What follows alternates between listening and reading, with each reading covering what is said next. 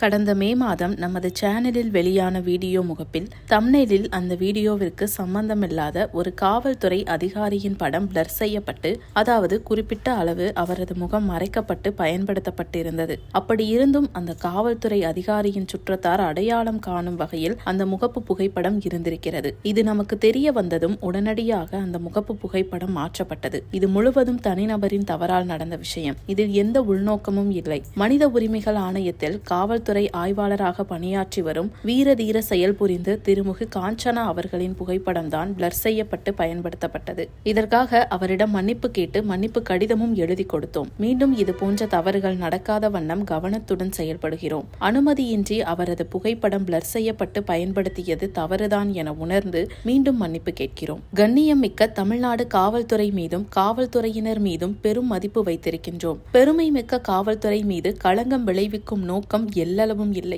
இது தெரியாமல் நடந்த தவறு. மீண்டும் இது போன்ற தவறு நடக்காது என உறுதியளிக்கிறோம்.